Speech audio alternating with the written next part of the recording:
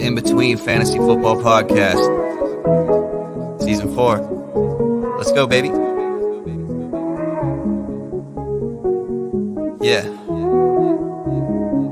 There was a time I had trouble talking about it. Congratulate them, we know they doubted. Somehow we made it up out the pit, back against the wall, never quit. Traversing through each obstacle, show a non-believer what's possible. Let nothing they could do stand in between me and my wildest dreams. Let's go. And that come at us could come in between. Life gave me the worst, yet my side grew so green. We've been down in the dirt, been tossed in the trash, but I never stray from my path. When we're gone, we ain't looking back. Maybe we were all way too high. Maybe that's our fault. It's going to be a crazy time, but it's going to be a fun time. Life is boring if you don't take some chances and do some things outside the box. Your destination for both some feel-good lifestyle advice and some fantasy football advice. All right. It is Tuesday, November 22nd, 2022. 11/22/22, baby. This is the In Between Fantasy Football Podcast, back with you, coming at you like Creed for our annual Thanksgiving special. Seth Woolcock, the Charlie Brown of this sitcom, is back here leading the way, and I'm joined by the wholesome yet wild family that is the Pull Votes. Jen will be on here in the second half of the show, and for the first half, we are stuck with her great husband, the tight end collector, Nathan Pulvote.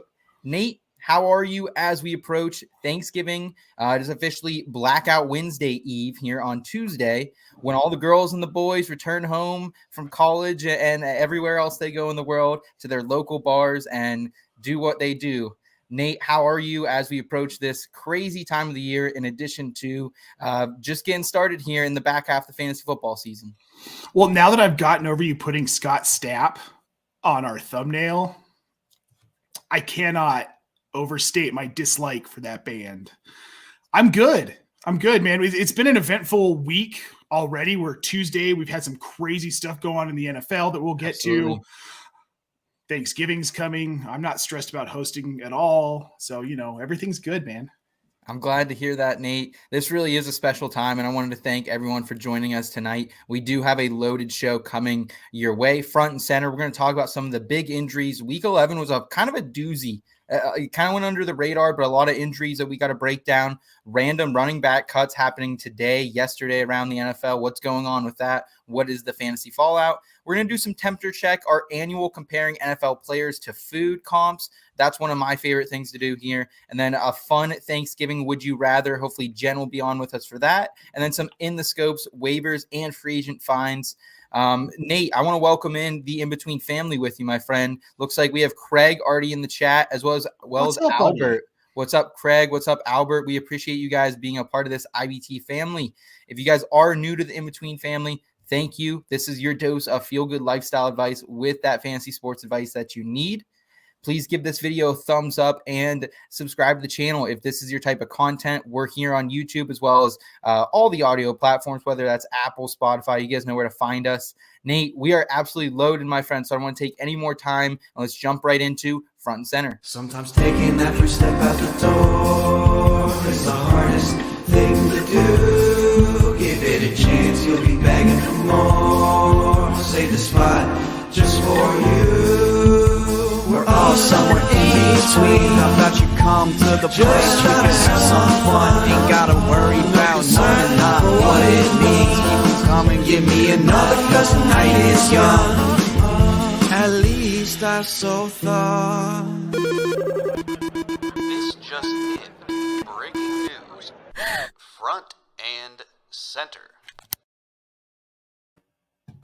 All right, front and center. Let's start it out here, Nate, with some really devastating news to the Atlanta Falcons and fantasy managers. Kyle Pitts, second-year tight end, he tears the MCL. He's going to require surgery for that. And it was a pretty devastating hit. Like, he got hit right on the knee. You kind of saw it buckle a little bit. It was a very brutal injury to watch. Ends his season with 59 targets, just 28 receptions, 356 yards, and 2 touchdowns. He was not even on pace for what he produced last year. Tight end 18, just 3 games of double-digit PPR points in 10 outings for Kyle Pitts. He was injured that one game as well, Nate.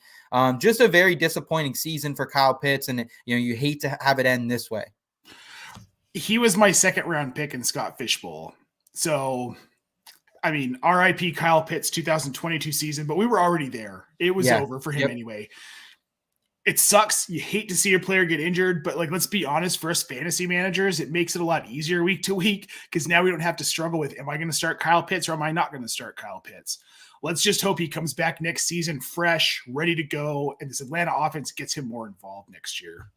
Yeah, I agree. I think the only thing this means for fantasy is maybe a little more targets for Drake London, but I mean, Drake London's so freaking hard to trust. I had him as my sure thing sleeper last week, Nate, and he caught a touchdown first drive of the game. You and I are congratulating each other in text for that call, and then it comes back on us, and he doesn't do anything else. 1 reception, 2 yards, 1 touchdown. It was almost like Brian Drake, our guest, said on Friday. His sustainability with those yards is so tough. So does this make you up what you think from Drake London the rest of the season at all? Nope. I don't know what this offense is. Nobody knows. They don't even know. They run the ball a little bit. They throw the ball effectively at times, but then ineffectively at other times. Is Marcus Mariota good? Is Marcus Mariota bad? I don't know.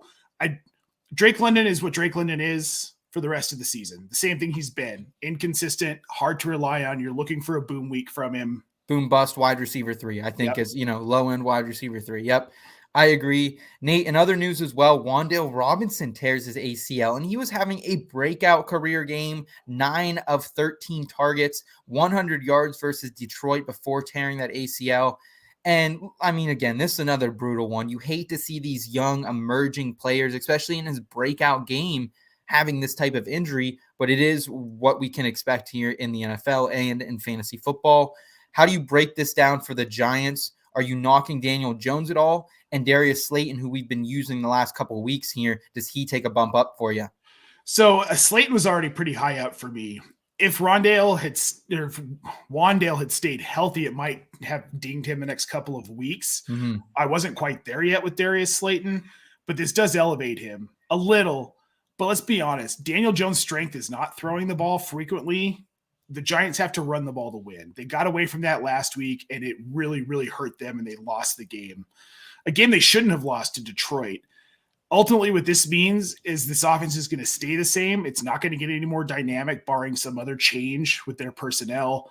So what we've gotten out of the Giants the first half of the season, we're going to get the same thing. Wan'Dale could have added a really dynamic element to this, but he's gone. So we've got Darius Slayton, we've got Richie James. Maybe Daniel Bellinger comes back at some point in the next couple of weeks. We don't know. And that's what this offense is. Yeah, I think I kind of put Slayton almost as a wide receiver 3 moving forward. Like rest of the season, Slayton or Drake London? Slayton. I'm probably on Slayton too. I'm hot. He's been consistent, has another big game here last week. So, yeah, I think you can roll out Darius Slayton, and in matchups like this last spot here when Daniel Jones finished as the quarterback 3 in week 11, you can roll him out as well. So, outside of those guys and Saquon Barkley, stay away from the Giants offense. We got some more IBT family members in the chat. We got our girl Rachel back in here telling us hello to you as well, Rachel. And then we have HoovTube in the chat. Hoove Wiener. Let's go. I get a text like every 1 to 2 weeks from Hoove out of nowhere that just says Wiener. So this tracks. Okay. All right. Well, we appreciate their support as always here at the IBT family. Nate, let's talk about Clyde Edwards-Helaire and Kadarius Toney. We finally got the nuts to start Kadarius Toney here in week 11. Backfired, a hamstring injury for him. Maybe it wasn't all hoopla to begin with. And then CEH suffers the high ankle sprain. He'd already been taking over as the starter, but let's start there. What does this mean for Isaiah Pacheco, Nate? 15 for 107. Still just 3 targets on the season, not really getting involved in the pass catching work, but the Rams, Cincinnati, Denver, Seattle, and Denver back on the schedule here for Kansas City upcoming. So no matchups that really scare me moving forward. So here's the thing about Isaiah Pacheco. He's had 15 plus carries the last 2 weeks. Great. He's getting the RB1 usage. He's not seeing targets. He hasn't scored a touchdown. He had 107 yards last week. He had 10 something points. The problem is that this offense scores touchdowns in the air, and if they do score them on the ground, it's Jerick McKinnon in those weird short yardage situations on some sort of gimmick play, or it's a guy like Mecole Hardman who's on IR. It's not the running backs. The running backs don't score touchdowns in this. Clyde offense. Was at the beginning of the season, though. No, it doesn't change anything for me because they put Pacheco in that role and they're not using him that way. Some backs just aren't goal line backs, and that's look at DeAndre Swift. He's a perfect example. Yeah, Great he's running back. Inside the 10. Once you get inside the 10, that is Jamal Williams territory. For Kansas City, when they're inside the 10, this is Patrick Mahomes to Travis Kelce. Yeah, I can understand that. Are you willing to, at this point, then drop Kadarius Toney as well, Nate? Because we finally get the nuts to start him. I don't want to play this game with a hamstring. We thought maybe this could be a spot start for him, and he leaves you with a donut as Kadarius Toney has to time. So I'm fine with it. I think that we don't know how reliable he's going to be the rest of the season. Plus, we've had other guys kind of step up in this offense. Justin Watson, out of nowhere, led the team in routes run, passing snaps, and average depth of target last week. So they don't need him. And with this hamstring injury, they've made an investment in him. And long-term is best if they let him rest. Because clearly there was a problem. We all made jokes about he was trolling the Giants. It was really there. Yeah, so, something was there for sure. And I think even if he is back on the field, I think this offense has other options that they're going to use ahead of him, especially if Juju's healthy, when Mecole comes back. So, yeah, he's droppable. Go ahead and drop Kadarius Toney, guys. Go ahead and drop Clyde Edwards-Helaire if you haven't already. We talked about that a little bit last week. And then so on. I think at this point, Pacheco, he's a flex, low-end wide or RB2, maybe high-end RB2. And the rest of the guys are plug and play from this Chiefs offense here. Yeah. Let's go ahead and talk about Mike Williams. This was a bummer for me and a couple other people I know who started him as well. Re-aggravates that ankle sprain, made an athletic 15-yard catch early in the game, and then goes out. Obviously, the ankle was not 100% coming into this. And Nate, generally, I just think the Chargers training staff sucks. Whether it was the Justin Herbert thing years ago or Keenan Allen coming back too early this year, I don't want to blame them for this, but it seems like a trend with the Chargers is you don't really know what you're getting when people are coming back from injuries. Maybe that's luck, or how do you feel about that? Because I'm a frustrated manager at this point. I am too. I'm frustrated with the Keenan Allen situation because it took him so long to get back, and then he looked okay. Losing Mike Williams after one target, 9% of the offensive snaps, and boom. There's clearly a medical issue with this team. I think Justin Herbert was sent into action when maybe he should have had a week or two off with those broken ribs. Certainly, agreed. We've seen Austin Eckler rush back from injury. We've seen Keenan Allen in the past rush back from injury. Now it looks like Mike Williams has rushed back from an injury.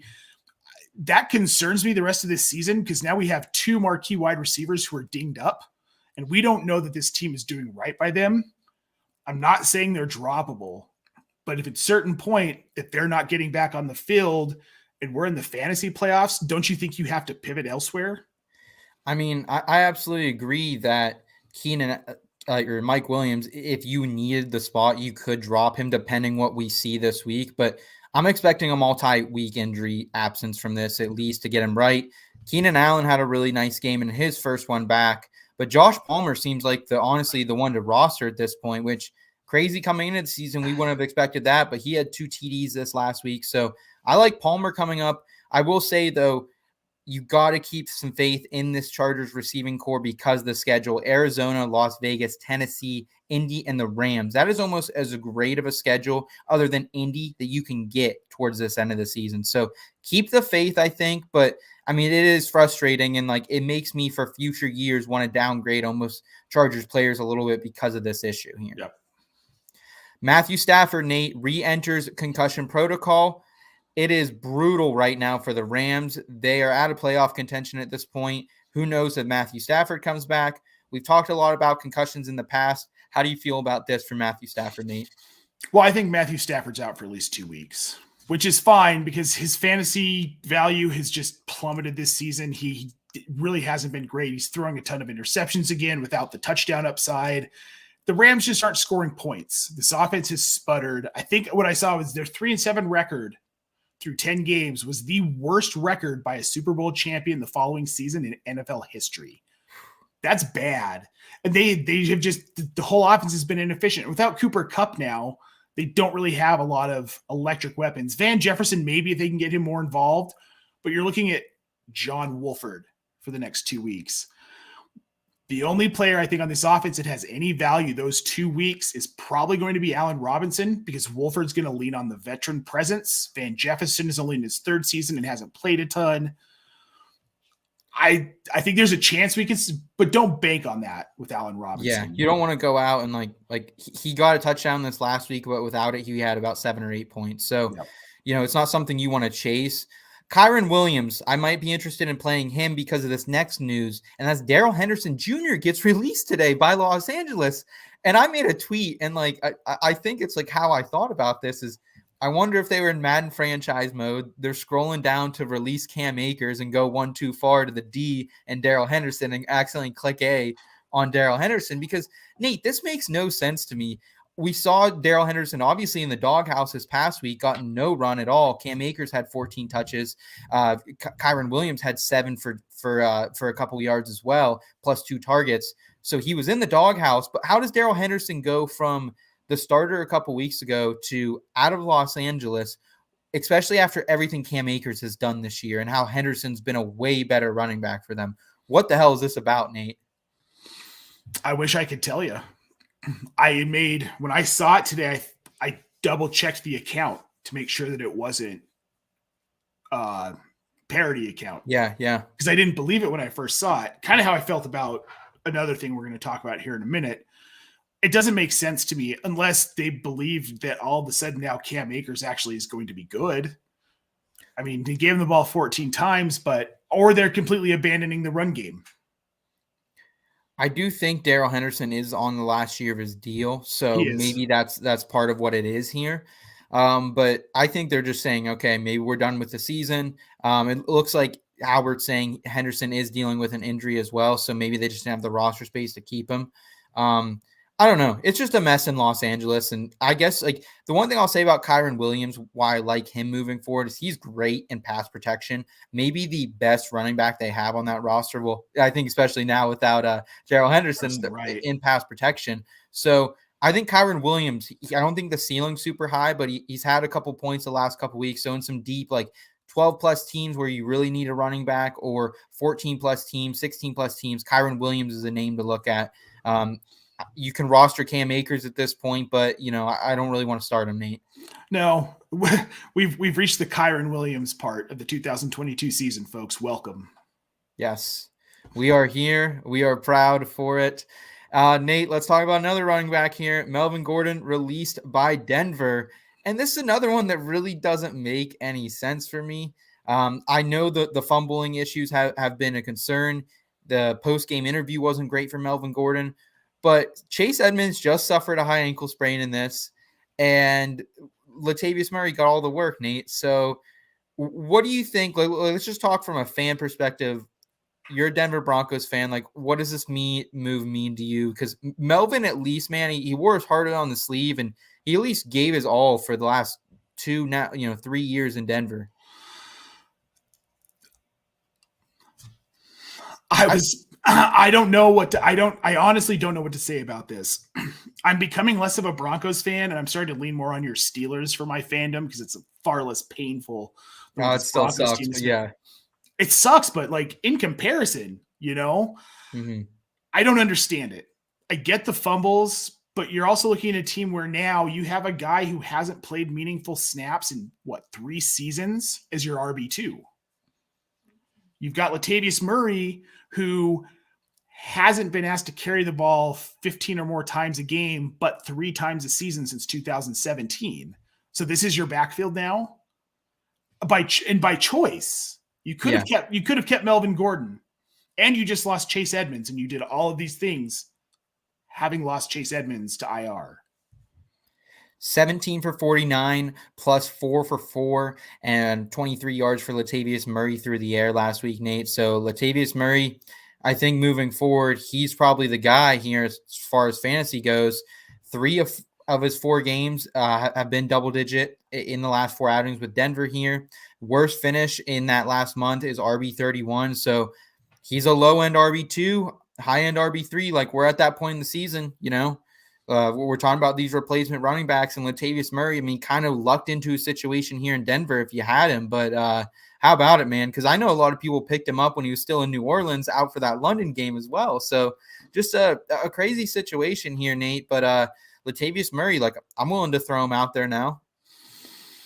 I have concerns. Back to my previous statement, since 2017, he's only been asked to carry the ball 15 plus times in a game, 3 times per season. He's already done it twice this year.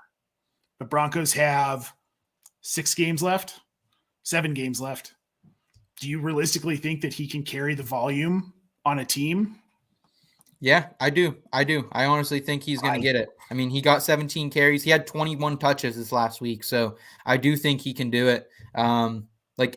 I'm not in love with it, but at this point, I'm far less skeptical than you. He's the starter now, but I don't think that he's capable of being as involved in this offense as they're going to want him to be. I don't think his body can do it. I mean, the dude's been in the league since 2016.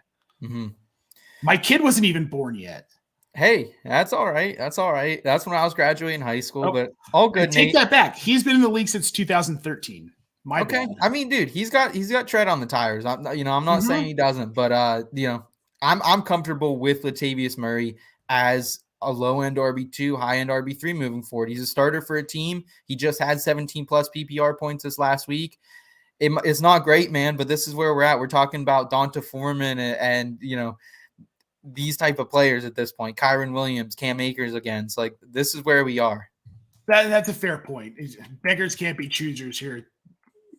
The end of the season. So let's talk quickly about a couple quarterbacks here, Nate, as well. Justin Fields dislocates that shoulder. That's going to be an issue moving forward. However, we don't have a lot of injury updates here, so we don't want to really be skeptical and speculate what might happen. But something to be aware of if Justin Fields is going to miss some time, that entire Bears offense goes downhill a little bit. And then here's Zach Wilson. Nate, I know you had some tough words for Zach Wilson. He responds very poorly in a post-game interview after going 9 of 22 for 77 yards. Missed Mims on an easy TD. We got Dan Orlovsky over there on ESPN saying Zach doesn't know the playbook.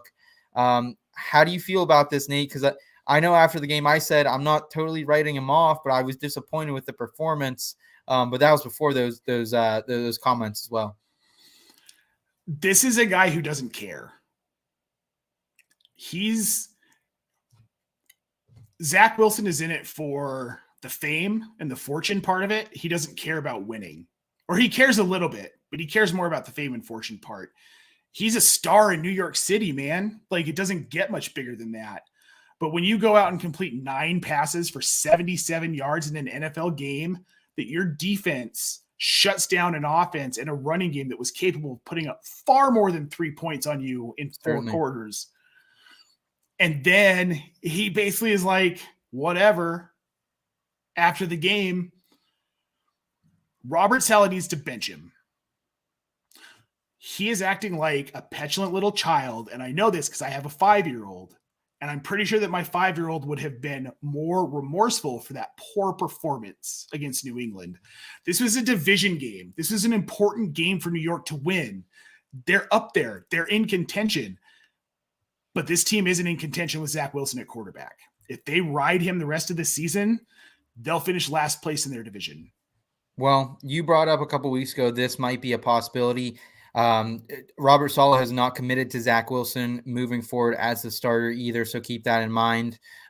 We do have Albert asking in the chat, do you think they're going to start Flacco or Mike White? It's definitely Flacco's team if it is Wilson who's going to get benched, because they are in playoff contention here, Albert. Great question, though. But I do think it's Flacco who's going to get fired up. Even though he was inactive last week in favor of Mike White.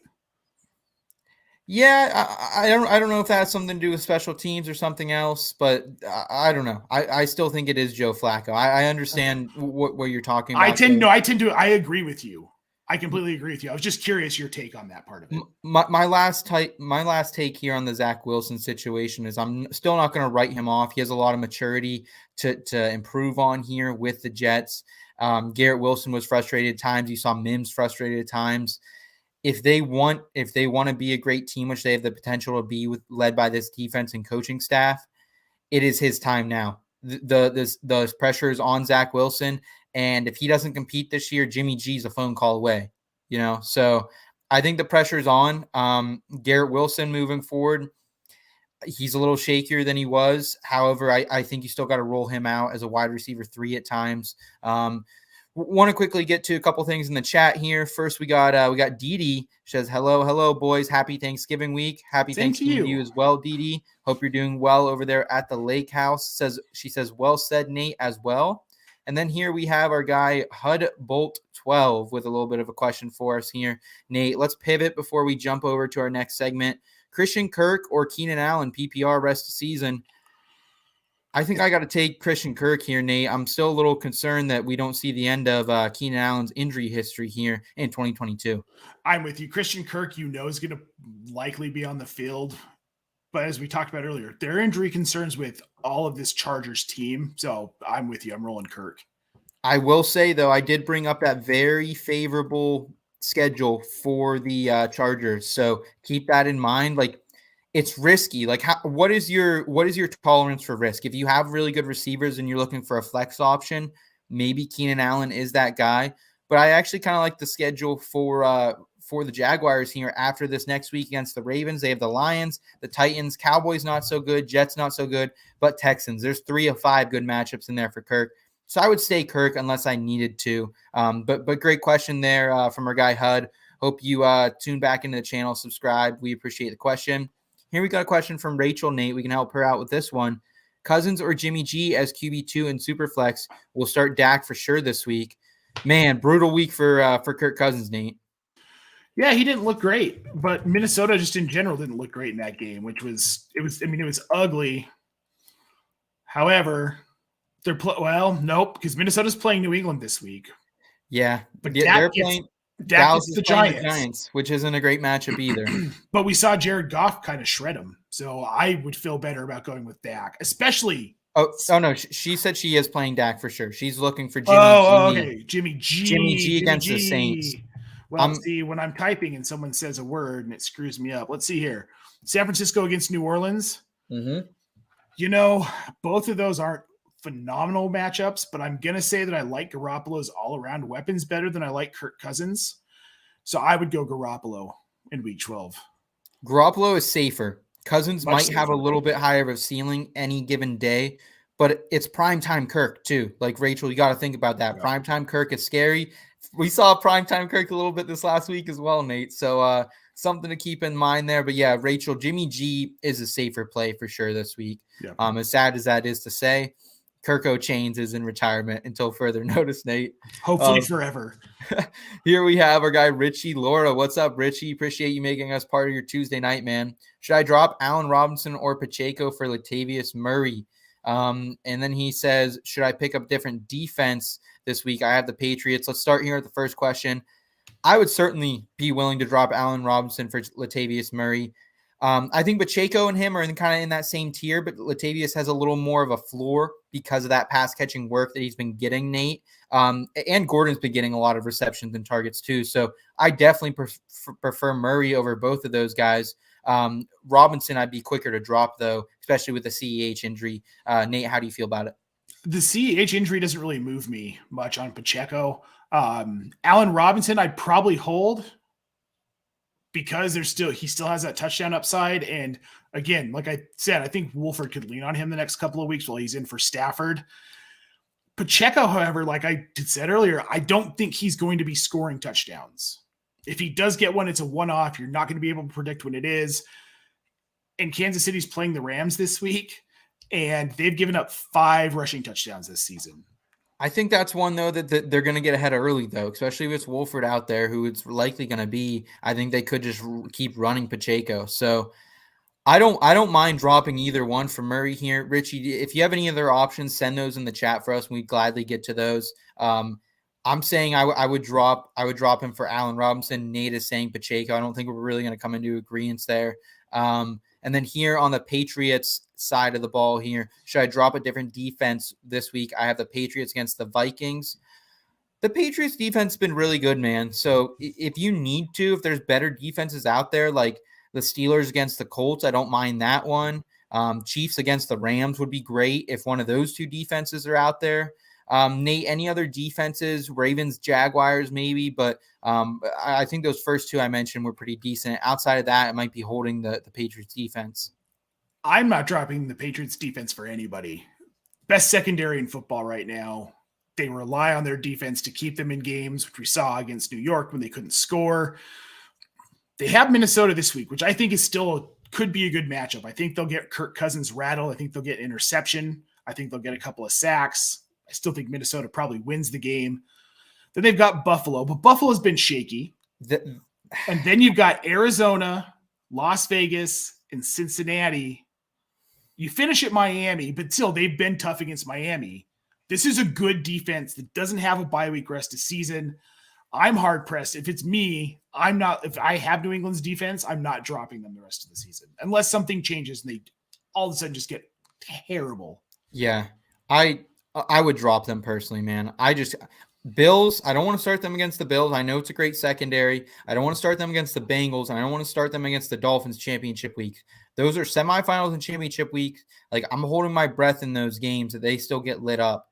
So I would be willing to do it to stream defenses, especially this week here. Again, if the Steelers, one of those teams are out there, the Chiefs, I would do it. I understand what you're saying, Nate. They've been sensational. I would do it. So again, we're kind of split in opinion here, but I'm never opposed to streaming defenses, man. A lot of people win championships from that. I usually do, just if I have this one particularly. Here we have Richie also saying, he says those are probably his worst players here with Latavius and Robinson. So, hey, man, we get it. We get it. Like I said, I would drop Allen. Nate's on Pacheco, but we appreciate the questions, man. Either way, hope you subscribe to the channel. Come back, hang out with us again. Here we have another one from our guy Tanner Nelson. Should I trade Miles Sanders, and if so, who? I prefer an RB or tight end. This is full PPR. Okay, so you're looking to get rid of Miles Sanders here, Nate. Looking for a tight end or an RB. I don't think there's a tight end I want for Miles Sanders right now because like George Kittle, I guess, has been really phenomenal, but I think you're buying him high right now. Unless I can package something and get Kelsey, I don't think I'm interested in trading for a tight end right now with Miles Sanders. Nate, how do you feel about it? You are the tight end collector, my friend. Well, the tight end landscape sucks. But also, I don't have a whole lot of faith in Miles Sanders any season because he's so up and down and all over the place. And he's had 2 poor weeks where he scored under 6 fantasy points, PPR fantasy points. If you need a tight end and you want to move Miles Sanders and you're good with your other running backs, Juwan Johnson is a name that pops into my head. Stop, Nate. That is tight end. Bro, Nate, you can get Juwan Johnson off the waiver wire right now. No, you can't. He's tight end 8. Nate, show me where he's available. He's available in like 80% of leagues. I'm sorry. I'm not trading Miles Sanders for a tight end. No. Okay. Okay, fair enough. You don't have to. I would. What I would say right now, I'm valuing Miles Sanders as a mid-tier RB2. If you can get up maybe to like a Dameon Pierce, to a Tony Pollard, those are guys I would consider. Package him with something else, go a little higher even. Can you call the Ramondre Stevenson owner? He just had kind of a down game. I'd be calling him right now. I'd be calling the Aaron Jones manager. Like I'd be looking to get one of those higher tier RB2s or low tier RB1s. I'm not trying to trade for a tight end, Nate. So I would like to apologize. I did not realize his rostership on ESPN was so incredibly low. Well, that's what I'm saying. Like that's just I didn't. It doesn't track in my brain. I hadn't checked it, so I was just going off rankings. But no, you're right. I mean, if you Dameon Pierce, give it to me. Here he has Albert saying, "What about Miles Sanders for Pat Freiermuth?" So I'm going to pull up Dave Richards' CBS fantasy trade chart right now. He has Sanders valued at a 14. tight ends above that right now, Kittle, Andrews, Kelsey, and Freiermuth about an 11 for Dave. I think Dave does a really good job of perception overall here, in addition to rest of season schedule and his projections for him. So I wouldn't do Freiermuth still. I still think you're getting not back enough. Maybe Hawkinson, maybe, but I still don't think I would do that. Like I honestly, I think Miles Sanders isn't the best play, but I think if anything, I'm packaging something else to get a better running back here. Fair enough. Tanner, we appreciate the question, man. It brought a lot of good debate here. Hope you subscribe to the channel, man. Come back for more of Nate and I's shenanigans. Nate, let's go ahead and move forward, though. I think we're just about done here with the top of the show with front and center. So let's go ahead and jump into looks like we have one more question. Let's get to this before we jump into to temperature check here. And it's one from Samuel Nash. Full PPR. He has Saquon Barkley, Ramondre Stevenson, Tony Pollard, Dave Montgomery, Raheem Mostert, Justin Jefferson, CeeDee Lamb, Cortland Sutton, Rondale Moore, Dave Njoku, Lamar, and Fields. He's looking for a start at flex. What's that question he's asking there, Nate? Am I reading that wrong? He's asking for a flex and if there's any trade opportunities, I think is what he's looking for. I mean, you might be able to move in Njoku, but you're not going to get much. And I wouldn't recommend it because it doesn't look like you have really any other quality tight ends. Do we assume it's one quarterback? Do we assume it's super flex? If we assume it's one quarterback, then see if you can move Fields to somebody who thinks he's going to come back healthy. Yeah, I would be looking to move a quarterback here if it is one quarterback here, Samuel. I'd also be considering moving Cortland Sutton as well. Package him and Rondale. Rondale's going to be out a little while. You're stacked at running back. Like, I wouldn't touch your running back core. I would just be looking at maybe upgrading at tight end or upgrading at your wide receiver 3 and 4 positions. Those are probably where I'm best looking at. Appreciate the question, man. So yeah, Nate's saying upgrade here, get rid of one of your quarterbacks and try to get a tight end. And I'm going to kind of back that as well. Also with wide receiver position, upgrade there. Here we have Michael. I got offered Dak for Miles Sanders, and I also got offered Mahomes for Mixon, Juju, and Donovan Peoples-Jones. Which would you rather do? So Dak for Miles Sanders and Mahomes for Mixon, Juju, and DPJ. I'm not giving up Mixon, Juju, and DPJ for Mahomes. If you need a quarterback, man, I mean, you can make the trade for Dak Prescott. I don't hate that. Nate, how do you feel about Miles Sanders for Dak? Oh, Nate, I think you're cutting out on us. You got us? All right. I think Nate's buffering, guys. So, yeah, I'm going to say as far as that question goes for you, if you want Dak Prescott, that's a fair trade, man. That's a fair trade. I'd also consider maybe going after Justin Herbert, buying him a little bit low too. But yeah, I think Dak Prescott, that's the range you're looking for, man. Tua too. Go after Tua. I think he's a really nice play rest of the season. Okay. Here we have my tight end situation is horrible right now. Okay. So, all right, we got a question here from Richie. My tight end situation is horrible now as well. I had Ertz go down, but he's done now. I have Conklin, Moreau. I now have Conklin, but Moreau, Komet, Fant, Thomas, Hooper, Taysom Hill are all available. Sorry about reading that question so horrible, guys. So he's got a lot of options here on the waiver wire. He has Conklin right now. I'd absolutely be dropping him for Moreau, Komet, Fant, almost any of these guys. Yeah, I think Moreau's probably the more reliable week in and week out play with the lower floor or higher floor, sorry. Just because of what we've talked about previously with Waller being out, with Renfro being out, he works that middle of the field. We saw it last week, but I also don't hate taking a flyer on Noah Fant because he's been more involved than I think we expected this season, given they've got Disley, and it's not an offense that uses tight ends often. So either Moreau or Fant, I am more than happy with. No, what about your guy Cole Kmet, Nate? 3 for 35 last week. Yeah, I know. But he had 5 touchdowns in 3 games, so that was a cool period of time. I'd probably go Cole Kmet out of all these guys. You really think so? Yeah, it pains me to say, but I think I would. I mean, if I could, I would grab a couple of these guys. I'd grab Kmet and Moreau, but yeah. I'm just worried about the Fields injury, but we'll see what happens. Yeah, Fields isn't out there, absolutely not. But that's how I would take that one, guys. Okay, we appreciate all the questions, some really good ones here, guys. We appreciate all the detail you're giving us as well. Keep them coming as we jump into our next segment here, Temperature Check.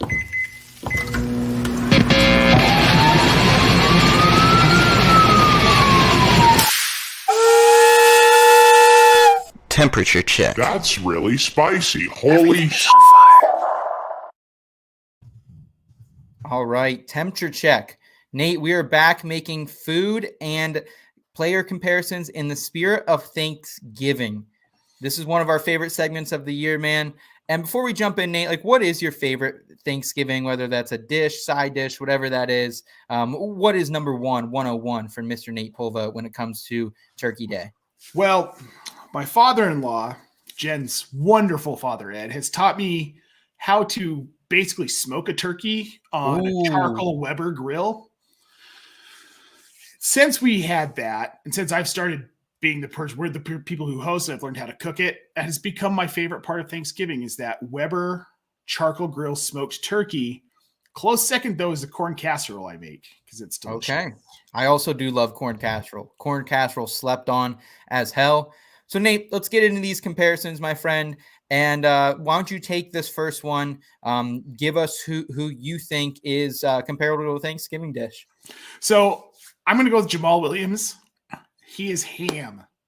He is delicious. He is the meat of the meal. If you don't have turkey, of course. But turkey is lean. Jamal Williams is a big, fat touchdown scorer. I mean, 3 touchdowns last week. He delivers every time. He's RB13 on the season, despite sharing a backfield with DeAndre Swift, who was supposed to be this transformative generational talent, which hasn't exactly panned out.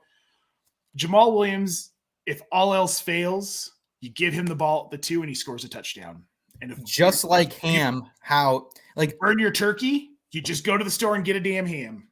And I think honestly, ham should be served with the turkey. Like I like the options. I think honestly, you could serve ham just as much as you could turkey. Like, and I think that's why I love this comparison from you, Nate. And like, guys, let's wake up. Like Jamal Williams right now is leading the NFL in rushing touchdowns. He has been phenomenal. I think he's going to continue to be phenomenal as well. 3 TDs last week. He's the goal line back. Like this is no longer. It drives me up a wall when I see some like RB handcuff articles or something like that, and they still say Jamal Williams is a handcuff, or they still say this is a committee with DeAndre Swift as the 1A, because it's absolutely not. And I'll talk a little bit more about that here a little bit later on down the road. And I want to talk about my comparison, and I'm going to talk about Buffalo Chicken Dip. I'll show the player name here in a minute. But guys, Buffalo Chicken Dip, it's hot, it's explosive, it's fiery, it's fun. It's the great beginning of an appetizer that maybe not everyone has it at their Thanksgivings, but if I'm at your Thanksgiving, that's probably what I'm going to bring just as a guest. I think it's kind of courtesy to bring something, and I'll bring some buff chick dip, but it's something like snack on that buff chick dip, enjoy that buff chick dip, but while everything cooks and people kind of gather and are drinking, having fun.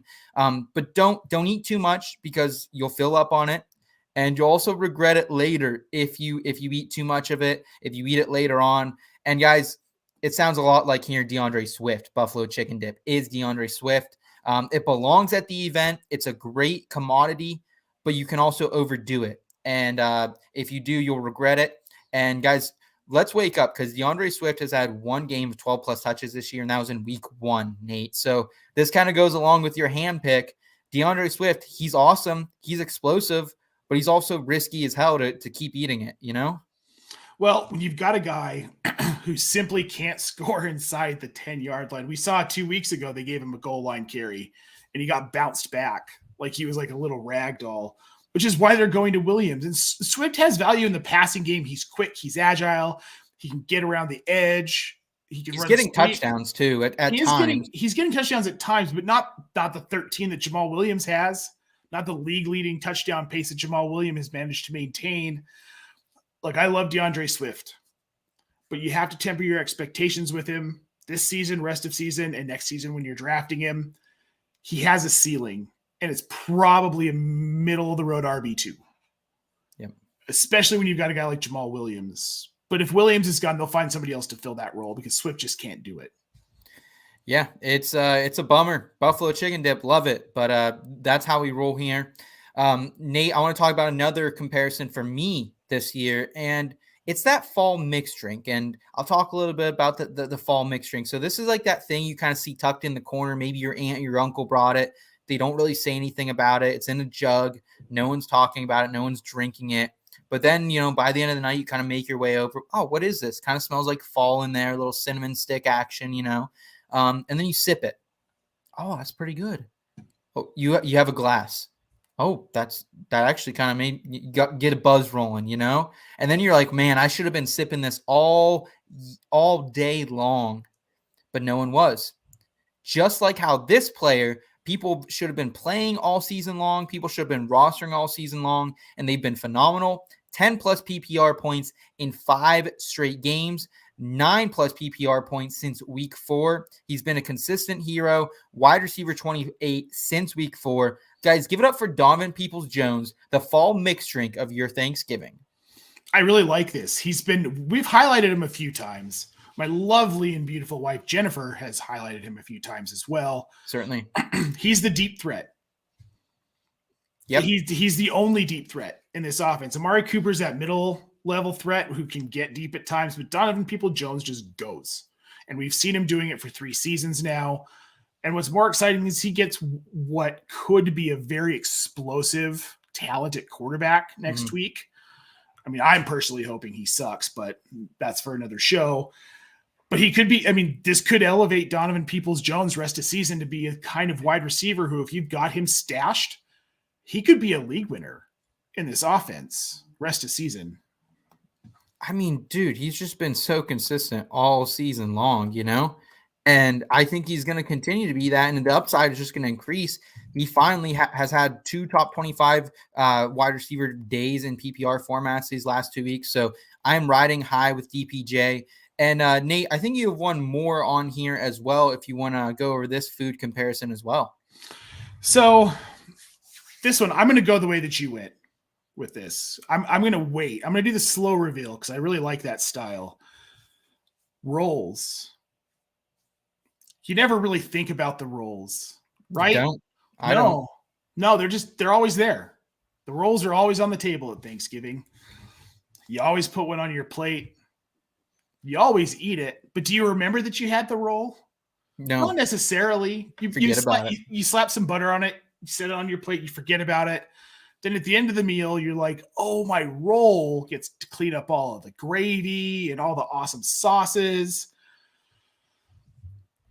Jimmy G, everyone forgot about him. Trey Lance. Trey Lance was the turkey. Trey Lance was the stuffing. Trey Lance was the corn casserole that everybody was excited about in San Francisco. But at the end of the day, after all that mess, who was here to clean it up? Jimmy G, just like a Thanksgiving roll. And now this team's rolling. And it's not that Jimmy G's not necessarily playing exceptionally well, but he's adequate enough in this offense to do what they need to do to win games. They've surrounded him with tools. Because what's a roll on its own? Just a dry piece of bread. You need all the other parts. You got to have all the other parts. And that's what Jimmy G is. He's the roll that excels with all of the other parts. He's not going to light the world on fire, but he has a consistent floor. He's probably going to be a top 12 to 15 quarterback almost every week. And there's a point, we're at the point where I look around and I see Jimmy G. He could add a bonus to any team right now. He could probably improve half the league at this point. Like both New York teams, Carolina, there's so many teams that could use Jimmy G's presence, Nate. I love this comparison, man. Do you make rolls homemade for Thanksgiving, or do you? No, I'm a terrible baker. Okay. No. We buy them from Sam's Club. Are they like the big fluffy Johns? Yeah, they're like the dinner rolls. Like okay.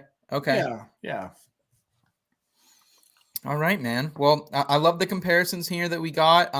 Let's go ahead and move forward to our next segment of the show. Let's jump into some Would You Rather. Risky business or that fair say. Are you that hard on the rocks? Or chilling with a cold one? Even bold one or hold back? Would you rather? This ain't no simple matter.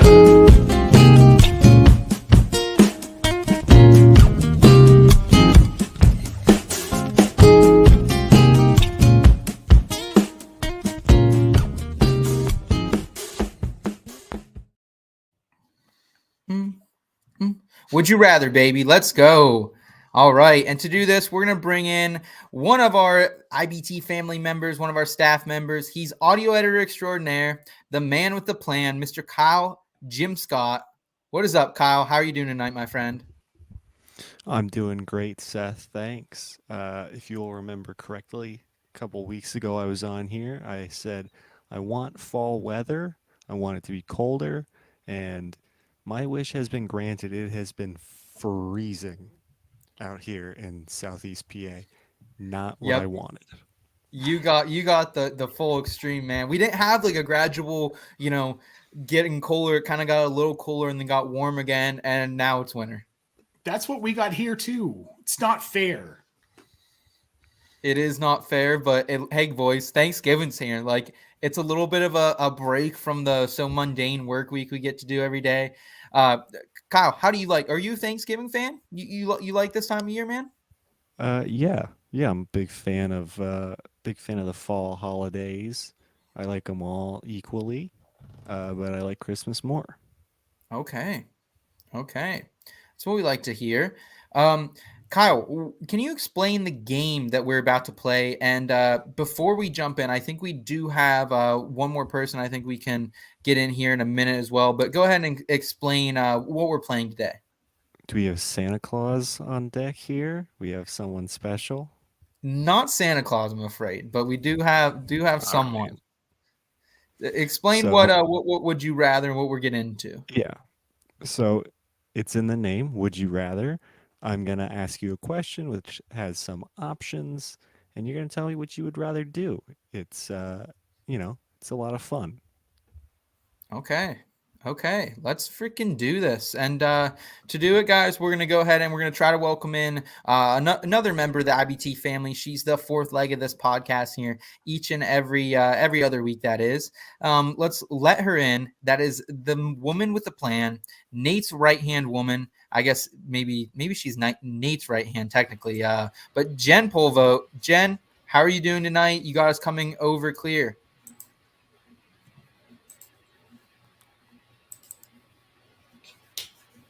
All right, Jen is gonna figure that out. We're gonna throw her backstage here. Let her think. Get that figured out there. Kyle, start us out here. Yeah. So we're gonna start off with some Thanksgiving. Where would you rather black out on Thanksgiving Eve and wake up? At the bathroom stall of your local dive bar, at your grandma's kitchen table, your high school football field press box, or a random back seat of a truck? Okay. I don't know what kind of freak is picking the back seat of a truck. So let me add some context to some of these answers here. So first of all, Blackout Wednesday, like, it's kind of weird. Nate, like, did you ever think about like why is Blackout Wednesday a thing? Like, why does everyone like think this is the time? Yeah, we just got to get hammed up, This is the first time I'm hearing of Blackout Wednesday. Well, I like it. You did know, though, it is the most alcohol consumed day in the United States of America. I did not, but I'm not surprised. I mean, I guess I kind of would have thought it was like Christmas Eve, but this tracks. I get it. You think it's just something about like coming back to your hometown for a lot of like people who don't live around where they grew up? I think it's a lot of people going to see family they don't really want to be around, and that's why they moved out of state. And the only way to get through it is to drink through the weekend. Okay. Hey, man, there are a million movies about that exact scenario. So there you go. Yeah, that tracks. So the options here that Kyle pointed out for us: bathroom stall of your local dive bar. Love that. your grandma's kitchen table, high school field press box, random backseat of a truck. So I got to tell, it was last Thanksgiving Eve, I think. I had a buddy from home who he went out to the bars, got a little crazy. He was going to hit up the gas station, get some food before he goes home, sober up like a normal individual. And he just, he woke up in the backseat of a truck. It started snowing on him, raining. So he just like found a way to the backseat of a truck. And yeah, that's that. So Nate, are you taking the random backseat of the truck? Absolutely not, dude. Grandma's kitchen table. Safe. Nobody's going to draw anything on my face. In theory. You think Graham's going to be respectful then? Oh, yeah. And if she's Okay. not, you can't really get mad about it. And she'll draw flowers. Okay. Likely nothing phallic, hopefully. I'm going to take high school field press box. I think that would kind of just be like dope to wake up. Holy hell, how did I get here? And then it's like, oh, yeah, you're at your high school field press box. Might have done like the celebratory half field J like they did in Dazed and Confused. You don't really know, but I think at the end of the day, you're having a good time there. I'm taking the high school field press box here. Kyle, how do you feel about that? Yeah, I agree. That is a bit more of like a hangover style. How did I get here? What happened last night? What was in that drink? But I think, I think I would have to agree with Nate. Go for the safe choice, Grandma's kitchen table. Because that's where all the good stuff is. There's not even a game on Thanksgiving at a high school field, but there's a lot going on at Grandma's table. So I'm saying you can get away with a lot more in the field press box probably. Guys, let's get some more opinions on this. Let us know in the chat. Where do you guys want to wake up here on Thanksgiving morning? Jen, how are you doing tonight, my friend? It's good to see you finally. Oh, we got you mute. Oh, we got you now. How you doing, Jen? Oh my God. That sums up my evening for sure. I made it. I'm here. Finally got all of the audio things worked out. Headphones are working. I have some information on my computer about what we're talking about tonight, but very little. So it's going to be entertaining. That's for sure. There we go. There you go. Did you hear our last question here? What we were talking about? I think, where would you rather wake up on Thanksgiving morning? Yes, Thanksgiving morning. Yes, you're blacking out on Blackout Wednesday. Where do you want to wake up the next day? You have bathroom of the local dive bar, grandma's kitchen table, high school press box field, backseat of a truck, random. Oh, probably press box. I feel like that would be a really cool story to tell. Let's go, baby. Yeah, like, hey, guess what I did? And that's like a story you can tell for years. Right? When you put it that way. Nate, you got to have more adventure in you, my friend. You got to have more adventure. Guys, before we jump forward, I want to get to a couple things in the chat. First one, we got our guy Colt Snowdy. Seth, Nate, what's up, homies? Hello, Jen and Kyle as well. Met Cole out of the Fantasy Football Expo. Just a hell of a guy. Pleasure just having you drop in tonight, man. Thankful that you're tuning in. Hope you subscribe to the channel. Come back and hang out with us again. Then we have Eric here. Eric's a good listener of the show. Do I start Terry over Pittman this week? Ooh, okay. So Pittman, Nate, a lot of people kind of doubted him continually here, and he's produced. Terry McLaurin, on the other hand, been a little up and down, but been good as of late. How do you feel about it here in NFL Week 12? So because of the matchups, I'm going to tell you to start Terry McLaurin because they're going up in Atlanta secondary that sucks bad. And I think Heineke has been good at exploiting some of those weaknesses on teams. And McLaurin's been his wide receiver 1 million. Like no one else in that offense really matters much when it comes to passing the ball. I think McLaurin has more upside this week. Yeah, I mean, Michael Pittman has a primetime game against the Steelers' bad secondary, but it's like I almost see that game kind of being like a run the ball on both sides, Najee, JT. So I'm going to agree with you. I think Terry has the upside. He has a safe floor as well. Disappointing week in week 11 for him, Jen, but I think you still got to roll Terry here. Do you agree? I think he comes off 4 for 55 against the Texans. Yeah, I think that he's kind of the glue that's holding things together right now. His positivity, his momentum in the locker room, as well as on the field, minus, a difficult day. As far as being the star of the show this last week, but I think it's just still too uncertain with Pittman. I would go Terry. Okay, and then we have another question here from Eric. He's saying, would you trade Pittman and Gabe Davis for Amari? Other wide receivers, Amon-Ra St. Brown, Kirk, and Terry. So you really only needs to probably start one of these, one of those two wide receivers he would be dealing. I am interested in that. Nate, how do you feel about it? Because it is kind of an enticing matchup down the stretch for Gabe Davis. Lions this week. Of course, then he has the Dolphins and the Bears, and rounds out the Bengals in fantasy football championships. That sounds like something I could get behind. I don't know if I want to go 2 for 1, especially with injuries piling up here. I'm with you, not wanting to go 2 for 1, but what Amari Cooper has done this season has been fantastic. Will he do it? Will he do it with Deshaun Watson, though, you think? Well, it depends on which side of the fence you're on with Deshaun Watson stuff, because I'm of the thought that I don't think he's going to be very good, at least rest of this season. He's rusty. He's got all the personal stuff going on, the lawsuits, he's distracted. Not great matchups for him either, Nate. Right. He'll come back, face the Texans in his debut. That's not going to be fun in Houston. Bengals, their defense is playing better. Ravens, their defense is playing better. Saints, I mean, that is what it is.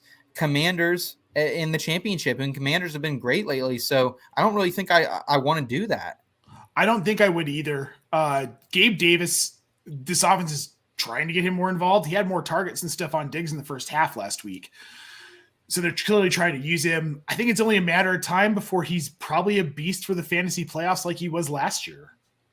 Yeah, I don't think I'm doing this trade, Eric. If I can get a better wide receiver with more stability than Amari, I would consider it. Jen, are you in that boat as well with us? Yeah, I mean, I don't think that Amari Cooper equals Pittman and Gabe Davis. Like, just to begin with, that's not equal at all. And Amari Cooper, he and I are not friends. No. I don't care for him. It's very annoying to me when he goes off like he did on Sunday. That said, I think he's a great player, but like you said, the whole Deshaun Watson thing could kind of throw a wrench into everything. Yep. All right. And then we have Brad Bull back in the chat. He's saying, hey, all sorry, been at work and missed the show. Well, hey, Brad, we appreciate you tuning in anyways. I know it's Wednesday over there in Australia for Brad, so we greatly appreciate you, our friend. Kyle, how about you load up this next question for us here in Would You Rather? Yeah, we got something a little more football focused. Football is, of course, one of the many focuses of Thanksgiving.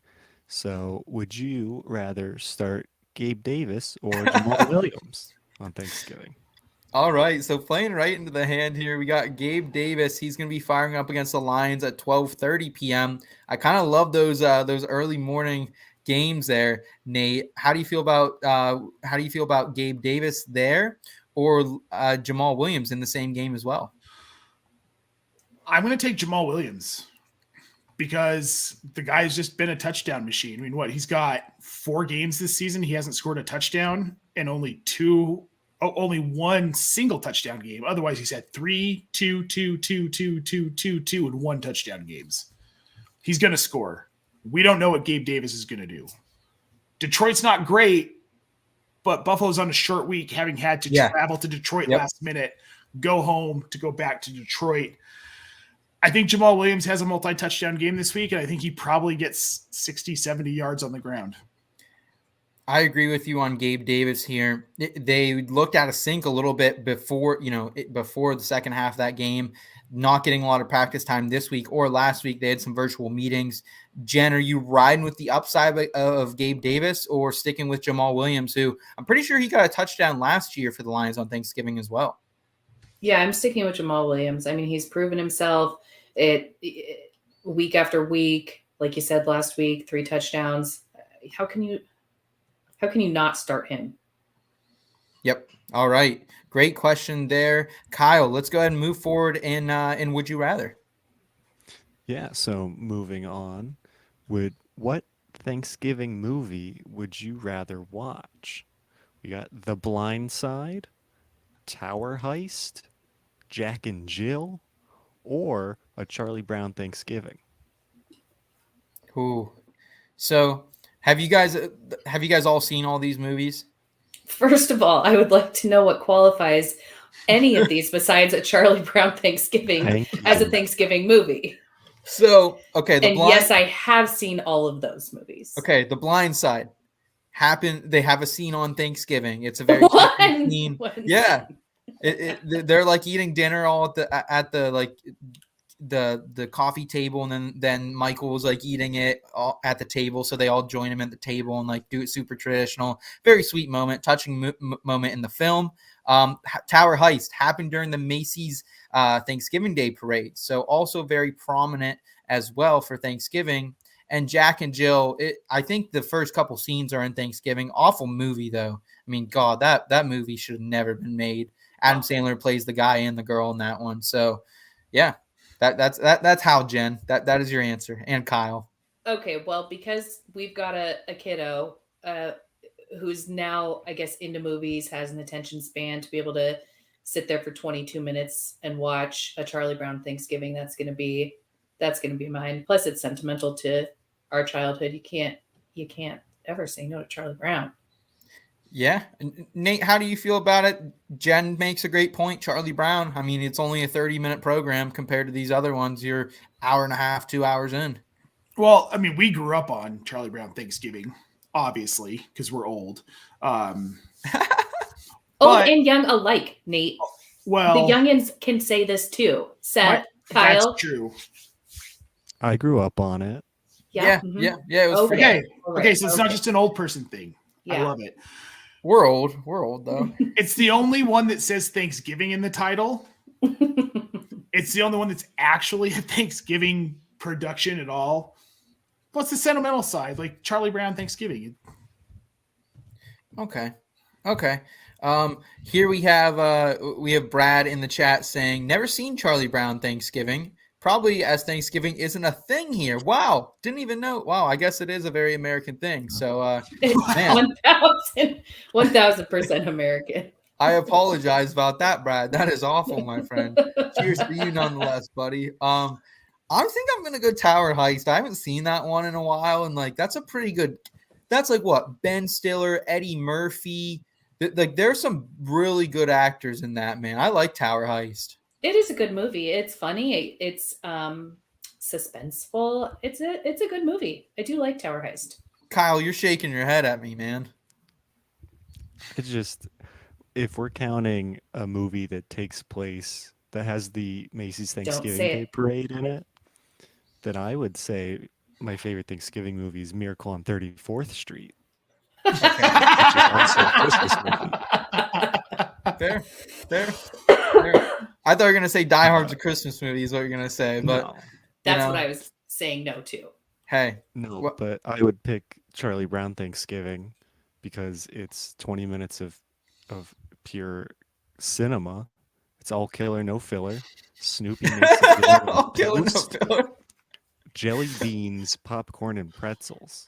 If that's not the best TV Thanksgiving dinner you've ever had, then I don't know what is. Let's do it, man. I like it. I like the analysis there. Kyle bringing in the fire, making it 3-1 Charlie Brown Thanksgiving. I'm on the outside. At least I hope Brad's heard of Tower Heist or some of these other movies. The Blind Side. I mean, that one's a tearjerker. I don't want to get into that right now. They killed that one, Sandra Bullock and that gang. But man, that one's sad. Kyle, let's move forward here. I think we have two final would you rather questions before we talk a little bit about waivers. Yeah, we're gonna go back to fantasy football for a second. Would you rather start Zeke or Darius Slayton on Thanksgiving? Ooh. Cowboys or Giants? Big matchup. Dude, I mean, Zeke has not been consistent for us. You can't say that Slayton has necessarily, but like, I don't trust Ezekiel Elliott anymore. He had a decent game on Sunday. Some Cowboys, touchdowns, yeah. Yeah, he smashed. But that's Zeke of 2019. That's what we saw. That's not going to continue to progress throughout the season, especially with Tony Pollard. He's I'd averaging 15 attempts last two games, Jen. Five touchdowns over his last 3 games. So Slayton is safer, but Zeke has some TD upside as well. Yeah, we'll see. I love the laugh, and I'm with Jen. Because Darius Slayton We just lost Wan'Dale Robinson. So he's going to become the receiving focal point of this offense unless they decide they want to throw it to Richie James. And also, to back up what Jen said, Tony Pollard. Y'all, forget about it. Start Darius Slayton. I do think Zeke I'm going to be probably taking an anytime TD score on Thanksgiving for Zeke that way. I just think the ceiling is a little bit low. I think Darius Slayton has a higher ceiling. Trayvon Diggs, he's one of those corners that if he's guarding Darius Slayton, he could try to jump the route. Darius Slayton ends up with a nice play. We've seen it a couple times this year, him getting in the end zone. Yeah, I'm going to go Slayton here, guys, which is crazy to say, but Slayton's been slaying, so love it.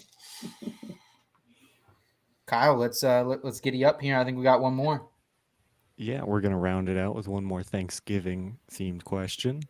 What game would you rather play on Thanksgiving? So now this is going to be at grandma's house with all the cousins, with your friends, with your family. So we got backyard football, always a classic, having the pigskin on Turkey Day. Flip Cup, Texas Hold'em, or Spoons. Ooh. Those last two are card games. I think I know Jen's answer to this one. What do you think? Flip Cup. Yeah, when we were 25. You don't think we could regain our championship form? We could Exactly. do this. For Thanksgiving. We're not playing it every weekend. Yeah, but we have a kid who wakes us up between 5:30 and 6:30 in the morning. So as long as Flip Cup starts at 5:30, we're done by 8:30, cleaning up the kitchen, everybody's out of the house by 8:30, then fine, I can do it. But I think Flip Cup leads to not wrapping up a party at 8:30, unfortunately. It doesn't. We've had many a Flip Cup parties in our garage, and those tend to have the cops called towards the end of the night. So we might want to stay away from that on Thanksgiving. Not since we had a kid, just to be clear, if anyone from social services is watching. Yeah. Okay. So I think I'm going to say let's get outside. Let's burn off some of our excess food and beverage and get out there and sling the rock. Jen, I am with you. Backyard football, man. It is the epitome of what Thanksgiving should be. I've never got to play backyard football, I don't think, at Thanksgiving since I was a kid, but I would love to get into that right now. Every movie you see people ripping around backyard Thanksgiving, Wedding Crashers and stuff at family events. Yeah, I'd rip that. I'd tear it up too. So yeah, I'm the QB. Let's play backyard football here. You're invited to our house next year. Let's go. All right, Nate. One final question. It goes to you, my friend. You gonna show any love to Texas Hold'em or Spoons?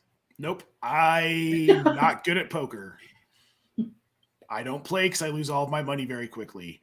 But I do play backyard football because there's no money involved. There's no drinking involved. And I might screw up my body a little bit, but it's Thanksgiving. It'll be fine. I'll just, have some wine and some turkey and some tryptophan and fall asleep and feel great the next day. There we go. We got Brad saying, can I come to Thanksgiving next year? Absolutely, yeah, Brad. Let's go, man. Make the journey over, and you're welcome with whatever one of us or both of us or all three of us at the same time. I absolutely want to do an IBT Thanksgiving one of these days as well. So, Brad, we appreciate you, our friend. Kyle, we appreciate you as well, dropping in here with all your knowledge and thoughts here. Do you have any final thoughts on whether you're playing backyard football, you're going Flip Cup, what you're doing on your Thanksgiving? Yeah, I would not play football personally because I have played backyard football on Thanksgiving, and it's always at noon. It's always before dinner. You're not working off any calories. I'm still in the fasting stage of Thanksgiving at that time. and sangria, and you're asking me to go run routes? Dude, get out of here. Play defensive line. Count to 5 Mississippi. All right. You've never seen me in person to tell me to play defensive line. Jesus Christ. Kyle's got that corner body, baby. He's got them long arms. Let's go. Hey, Kyle, we We appreciate your opinion as much as we do your hosting on these segments, man. Hope you have a great Thanksgiving, man, and always appreciate you hanging out in the back with us. Yeah, same to you. Pleasure to be here. Happy Thanksgiving. Let's go, baby. That's our guy, Jim Scott. That is Would You Rather. And guys, let's go ahead and round things out here with one of my favorite segments. We bring it to you every single week, In the Scope. I have the stars in my sights. Requesting permission to engage. In the Scope. All right, In the Scope. We've got a question already from Colt as well. You guys targeting the potential 1 week rental of P. Ryan above other waiver claims this week. So let's get into waiver claims, guys. I mean, I guess it depends on who else you have on your team. I mean, obviously, taking the place of Mixon last week, he rose to the occasion for sure. 3 touchdowns. I mean, he had a freaking bomber of a week. And I mean, is Mixon coming back? I mean, there's that 2 week, maybe 1 week. I don't know. We've seen players come back from this new concussion protocol in a week. We've seen it take 2 weeks. We've seen them not miss any games at all. So let's talk about these first couple waiver wire options here. Rachaad White only rostered in 34.4% of ESPN leagues. I'd rather have him than Samaje Perine due to the long-term value. Latavius Murray, 34.2%. With Melvin getting cut, I'd rather have Latavius. And even Isaiah Pacheco, 43.7%. I'd rather roster him over Samaje due to the Clyde Edwards-Helaire injury. So I would prioritize all those players over Perine. Nate, would you agree with me on that? Yeah. As soon as Mixon's back, Perine's value fades for the most part. However, what I think is interesting, and maybe we haven't talked about as much, is if Perine can show that he's reliable in this offense, is there a chance he gets an increased workload like we've seen at other points during the season to try and keep Mixon healthy for that stretch run? He has been kind of used in that change of pace role, and he's seen some games where he's gotten some whole drives that have equated to maybe 10 fantasy points at times. But I think like Joe Mixon, dude, he's one of the biggest workhorses in the league. Like you can never play P. Ryan while Mixon is out there and feel confident, I think is the issue. So I think with all these other guys, they have more standalone value. Would you agree on that, Jen? Yeah, definitely. Okay. So Colt, we love the question, man. For me, who are you guys targeting out of these running backs here? Rachaad White, Latavius Murray, Pacheco. Nate, I know we kind of answered a question about this earlier. To me, it's probably Latavius Murray because I think it is the clearest path to an RB1, but Rachaad White is right there with me as well. I'm on Rachaad White over Latavius Murray because I don't think the Latavius Murray in 3 weeks is still the RB1 in Denver. Okay. Jen, are you taking your Denver love here with Murray, or would you go a different way with White or Pacheco if you had top priority? Yeah, I mean, absolutely. Murray has stepped in. It's been awesome. He's done a fairly decent job. But I feel like the other two have proven themselves. They've got a little bit more staying power. It's a mess in Denver. So I can't put anything into Denver right now as a whole, honestly, minus maybe Greg Dulcich and Cortland Sutton kind of, and Jerry if he comes back in the next week or two. But for the most part, it's a mess. Okay. Let's talk about wide receivers quickly. Darius Slayton, we already highlighted him. He should be rostered in all leagues, 21.5% rostered. We've also talked about Donovan Peoples-Jones a lot on this show. Get him rostered, guys. 38.5% rostered. He's been the wide receiver 28 since week 4. Get him on your teams as well. Treylon Burks had a blast off last week. Career game for him. Might be a blip on the radar, but might be worth the ad as well at 22.7% rostered on ESPN leagues. And then Sky Moore, guys, as well. 16.3% rostered for Sky Moore. Sky's kind of interesting here, Nate, I think, with all the injuries to the wide receivers as well. I don't love Sky Moore because he's had ample opportunity to kind of step up in this offense this season, and he hasn't done it. So they pivoted to other players for more consistent usage. He's a boom. He could have a boom, but you don't know when it's going to come or if it's going to come. Jen, do you feel any type of way about Sky Moore? I think he can be a little more consistent than maybe Nate's letting on. They've taken him out of the punt return role that he was not good at all. I was surprised he was in that role to begin with. And he's moved back towards the slot with no Juju here. Might not be a full-time thing, but are you interested in Sky Moore? Would you be using any type of fab or roster priority on him? Again, depending on what I need, what I have, he's not a bad weapon to have in your back pocket should you need somebody as a streamer from 1 week to the next. I mean, you can't count anybody out. You cannot in Kansas City. You just can't. And if Sky Moore is still out there and he's available and you have space on your bench, you have a need for it, like, there is nothing wrong with picking him up, throwing a couple bucks, 5% maybe of your fab that you have left, maybe 10% since we're nearing the end of the season. But I'm never going to say no minus CEH to any Kansas City player. That's my girl. There we go. There we go. Some love from the Full Vote gang. Final mainstream priority claims here to talk about. Greg Dulcich, he's still out there in just over 50% of ESPN leagues. And Jawan Johnson, Jen, this was one of your best calls of the year. You've been on these Saint tight ends this season, 19.2% rostered. He's been a beast in back-to-back weeks. He's been a beast, tight end 5 over the last 6 weeks, guys. So Jawan Johnson, Jen highlighted him a couple weeks ago. You could have got him for free if you were listening to that podcast. But Jen, still very appealing, I think, here as well as we head down the stretch. Oh, 1,000%. And I mean, obviously Andy Dalton likes him. Obviously he's making a reputation for himself that he's reliable downfield, that he will catch the ball, that he will take it into the end zone. And I mean, his other competition down there, yeah, Olave, not Taysom Hill, that's for sure. So he's your guy, guys. Go get him in such a thin, tight end space. Get him. Yeah, he's become, outside of Olave, pretty much their number 2 pass catcher. Alvin Kamara, of course, kind of works in there as well. But Jen, great call by you a couple weeks ago. We do have a tight end question here from Luca Magic. Welcome back, Luca. Good to see you today, our friend. He's asking, who should he be picking up?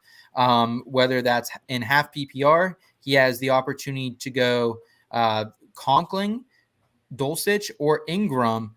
I cannot recommend playing Conklin right now, especially against the Bears, who wind the clock down a little bit more this week. I don't want to go that way. Greg Dulcich, I'm okay with against the Panthers. I don't mind that one.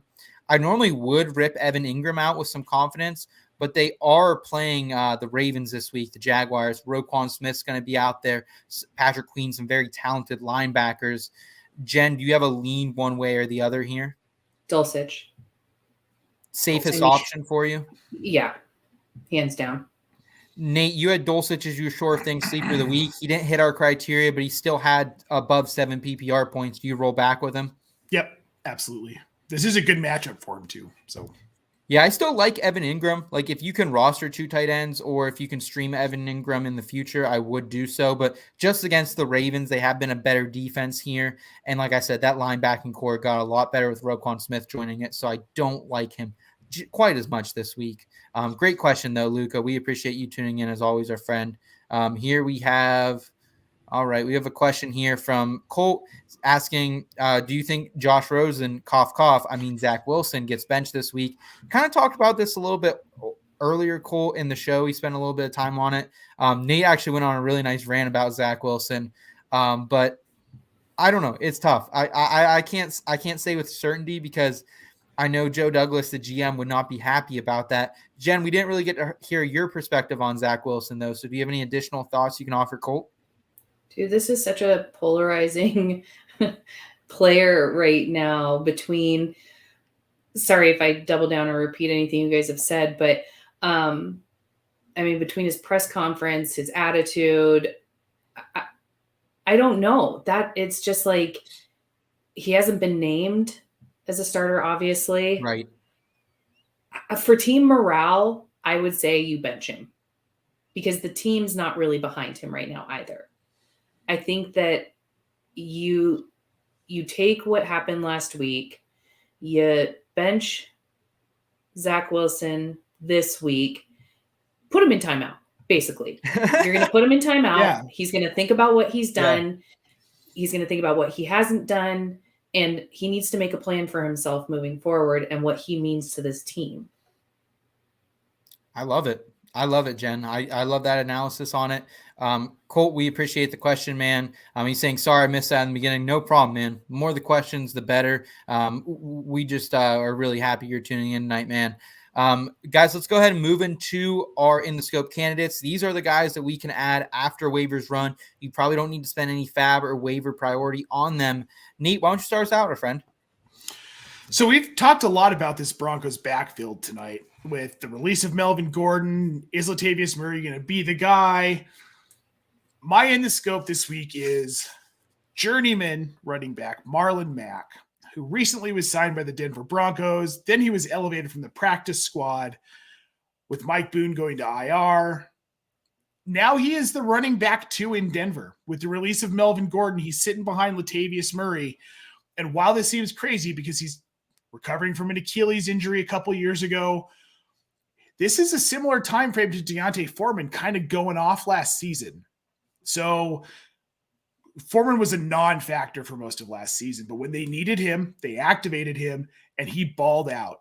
We didn't think it was sustainable. He's still doing it. I'm not saying that Marlon Mack is Deontay Foreman, but what I'm saying is that Marlon Mack now has the opportunity that Deontay Foreman had last season.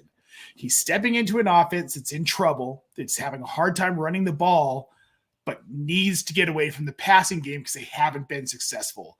They haven't been able to do that. Melvin Gordon fumbles the ball too much. They've got Latavius Murray, who's been effective, but looking back through stats, he hasn't been asked to carry the ball 15 plus times a game, more than 3 times a season since 2017. He's done it twice this season already, once with the Saints, once with the Broncos. My concern with riding Latavius Murray as a fantasy manager is that he's not going to be able to continue to carry that workload for the Broncos rest of the season. He's 32 years old. That's old for a running back. We're talking about a guy who's been in the league since 2013. Marlon Mack doesn't have he's got a lot of tread left on his tires. He hasn't had the workloads. He's not as tired as Latavius Murray. I could see a situation where he has some middle to back end RB2 games, Marlon Mack, in relief. Maybe gets a little bit involved in the passing game, though when he was healthy in Indy, he wasn't super involved. It's a dart throw. He's rostered 1.6% of leagues on ESPN. But if you can get him, stash him on the back end of your bench, this could be huge come playoff time if Denver can get something going and actually start running the ball. When I first saw this on you talking about it a little bit earlier with me, I was surprised and I didn't really like the call. The more I started to think about it, is you are right. I mean, he is at this point two plus years removed from that Achilles, kind of like Foreman was. And this Broncos backfield is wide open. And while I do think Latavius has a great shot at being an RB2 the rest of the way, what do the Broncos had to lose? Try out Marlon Mack, see what happens, see if he's a guy you can bring back next year on a veteran minimum deal and get away with it. So as a stash guy that you're picking up and paying nothing for, I'm okay with it. Jen, any thoughts? Yeah, I mean, Nate was very passionate about that. That was quite the stream of thoughts there. We almost needed a little bit of a timer or a ring ding, something to get him to take a breath. But I mean, he's not wrong. And Seth, you're not wrong either. There's nothing that the Broncos have to lose at this point. You might as well roll with Marlon Mack. If you are heading into a week where you've got a ton of injuries, you need a guy to just bridge that gap for you. Marlon Mack could very well do it. I love it. Quick question here from Albert. He said, did you guys mention that Sam Darnold was starting for the Panthers this week? We didn't. It kind of came across the feed after we'd already kind of laid out the show today. And the only reason I say, Albert, we didn't talk about it because we can mention it, but nothing changes. It's been the same Panthers with DJ Moore or with PJ Walker as it has been with Baker Mayfield. So it doesn't really, I don't think, affect fantasy. If you got to rip out DJ Moore, you got to rip him out. In friendly matchups, you can throw out Foreman. That's about it, I think, here on Darnold. But Albert, we always appreciate the question, our friend. I want to roll into my in the scope candidate next, just because I am so juiced up to finally talk about this guy. I was so hot on him in the offseason. Now it's finally come to fruition, guys. And my in the scope target is going to be Mr. James Cook out of Georgia. He goes 11 for 86, and he looked explosive this last week, like how he did at Georgia when he had over 1,000 all-purpose yards, when he had 11 total TDs. And the matchups upcoming for Buffalo are very friendly for the running back position. Detroit, New England, and the Jets. And I think these are games, guys, that we see the Bills get ahead in. Detroit, New England, the Jets, maybe Detroit they can get behind in, but these other offenses I don't think the Bills are going to play with. So I think this is going to allow them to get Cook more involved. And I think right now, guys, like they need Cook to make a Super Bowl run. Like, let's just be honest. Devin Singletary is a great running back, but right now for them to be very good, they need both of these guys working in a tandem, and he needs more experience under his belt, especially in pass protection. So I think we're going to see more James Cook down the stretch, guys. And I think Buffalo, they want to win a couple ways, and one of them is not by having Josh Allen pass it and run it so much. Here are Josh Allen's numbers after the bye and before the bye here in the 2022 season. After the bye, 32.5 passing attempts. That is way under league minimum versus 39.8 passing attempts before the bye, way over league minimum. So I think they're wanting to throw the ball a little bit less. They want to lean on that defense. They want to lean on the run game. 6 rushing attempts for Josh Allen per game after the bye. Okay, that's still a lot for a quarterback, but he was averaging 7.8 before the bye. So he's not running as much. He's not passing as much here. Josh Allen, I think James Cook, if they want to make a run, it'd be smart for them to get him involved. Maybe he's not a factor, but for a guy you can probably pick up without spending a lot of fab, I'm in on James Cook, guys. Yeah, I love it.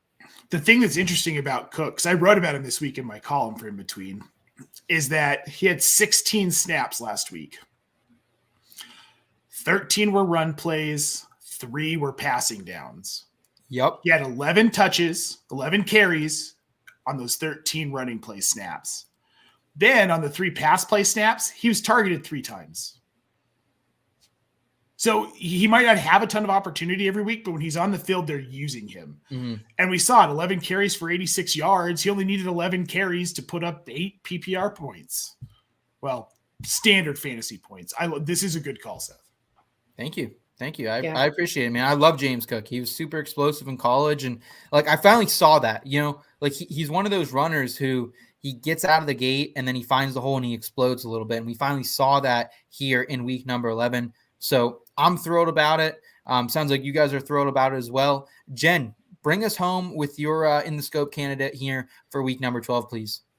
So mine's an oldie, but a goodie. We've got Randall Cobb here. He's only rostered in 3.3% of ESPN leagues right now. What has Aaron Rodgers been lacking this entire season? It's been consistency, reliability. Exactly. He loses faith in all of his rookies. I talked about it several weeks ago about what a baby he's been. And I think that he's now been reconnected, at least starting to fill a hole in his heart for what has been missing. He caught all 6 of his 6 targets for 73 total yards last week versus his other receivers, Lazard, 5 of 11, Christian Watson, 4 of 6, who he's struggled with throughout the entire season. Tunyon, 2 for 4, Sammy Watkins, 0 for 2. So like 6 of 6 from Randall Cobb for Aaron Rodgers is just a gateway to success. It's like he's locking in, he's getting it, he's going to find him every single time. It's not going to be like Devontae Adams, but it will be somebody who he can rely on. And at 3.3%, you're not going to find anybody cheaper who's probably going to put up the most consistent points for you for the rest of the season, who's still out there. I love this call, Jen, and it's sneaky because last time we saw Randall Cobb was October 6th or 16th. So it's been a long time. It's been a month since we've seen him. But let's keep in mind the last 2 healthy games this week, you mentioned 6 for 73. The game before that, 7 for 99 in London against the Giants. That's how long it's been since he's been healthy. Like, those are really good numbers, man. And like Randall Cobb, he might not have the boom weeks that Christian Watson's going to have. that Allen Lazard's going to have, but he is going to have stability here, I think. Like right now, they just released Amari Rodgers as well last week, the other really good slot wide receiver, young wide receiver. I shouldn't call him really good, but he was the guy behind Randall Cobb in the slot there. He's no more. This is Cobb's job the rest of the season, and I think they are going to lean on him. So I think he's a really good floor PPR play the rest of the way, kind of like what we saw from Cole Beasley for a couple years, what we saw from Randall Cobb back when he was with the Packers for so long. So, Jen, I think it's a brilliant call, my friend. I'm very proud of you on this one. Thanks. Nate, any additional thoughts on Cobby? Because you've been hot on Cobby a couple times this year. Obviously, I think this is brilliant. The Packers think that they can make a playoff push, and maybe they can. They got to win out almost at this point. They got to win, but they're going to do everything they can. That includes Christian Watson in the red zone and Randall Cobb for reliability between the 20s. He's going to get fed, and Jen's 100% right. The reliable target is back. Rodgers is going to pepper him, hit Watson in the red zone. That's kind of where this offense is headed. But I think his floor is so incredibly reliable rest of the season, like Jen said. Yep. I'm absolutely with you guys. Just want to say this has been a phenomenal show from Jen joining us here later on, Nate, you being alongside the whole ride. We had some very passionate discussion today, and I love that. And so much passion from the chat today. The chat's been awesome, but between old subscribers coming back, we've seen Colt in the show and a lot of new faces here. He's saying, love the scope picks. Great show. Happy Thanksgiving, friends. Enjoy the holiday. We greatly appreciate that. From Cole, Albert, everyone who's been supporting us tonight. This has been really fun. Of course, we got to shout out our guy Kyle on the back end. Not only does he come in and host some of our more fun segments on the show, but he edits these podcasts each and every week, never misses a week. So we really have to thank Kyle for doing what he does. Guys, any final thoughts before we wrap it up? Because I am feeling thankful. And Nate, you kind of Colin kind of touching on just this today. Yeah. So as Thanksgiving comes around every year, I just kind of think about where I am in my life and things that have happened. And I'm 2.5 years into this, and it's pretty crazy. And I'm thankful for our in-between media team. I'm thankful for everybody who tunes into our shows and reads our content and visits the website, buys our merch. Like, thank you, all of you. Thank you so much for making what we get to do on a daily basis possible, because without you guys, there's no point. We'd be talking to a wall, and what fun is that? I mean, I don't mind it, but there are a lot of people that wouldn't enjoy it so much. So thank you for giving us this journey and for tuning in. And we hope you keep tuning in. Tell your friends to like, subscribe, check out what we're doing, because we're really freaking proud of it. Thank you, man. And Nate, I appreciate you riding with me shotgun all these times on the podcast. Jen, I know you're very proud of everything Nate has going on and everything you've been doing in this industry the last 2.5 years. Any final thoughts as we kind of wrap this up and send it into the holidays? Yeah, I mean, not to be too redundant, but absolutely what Nate said. I couldn't have said it better. This journey that we've been on and the journey that we're going to continue on is just so crazy and amazing and heartwarming, and truly, truly the gratitude that you feel. Gratitude is a feeling that is different than thankfulness. Thankfulness can be fleeting. Gratitude is like depths of your soul. And that's where I am in our lives with this journey, and just grateful and proud and happy to be here. Greatly appreciate that sentiment, Jen. Very powerful words. And, I just kind of want to echo what you guys said, because this journey has made my life fulfilled. Meeting you guys, meeting everyone on this team, meeting everyone in our audience, everyone we get to talk to on the streets, when we're out and about. And, the thing they always say, they come back to us and they say, you guys' content means something. And at the end of the day, like, we wear a hearts on our sleeve, man. Like, Nate, if I don't like your call, I'm going to come and tell you this. If I love what you're saying about life or something, I'm going to tell you that. Like, that's just how we are, and I appreciate the authenticity that you guys bring to this show each and every week. I appreciate the chat always coming in with whatever thoughts they have, asking us questions that maybe of things we're not talking about that we should be. And that's powerful, man. And we're going to continue to do that here at IBT. We got a great holiday season coming up. I know it's a very stressful time, but guys, try to enjoy it. Try to take a little bit of rest and relaxation. Take some time for yourself, because I know this is a time of doing and helping others, but we do have to prioritize ourselves as well. So with that all said, guys, thank you so much for tuning in tonight. I love our Thanksgiving specials, one of my favorite shows of the year. Nate, you and I will be back on Friday night, give people a little bit more time with their families. Until then, guys, keep it in between. Thank you so much for tuning in. Your destination for both some feel-good lifestyle advice and some fantasy football advice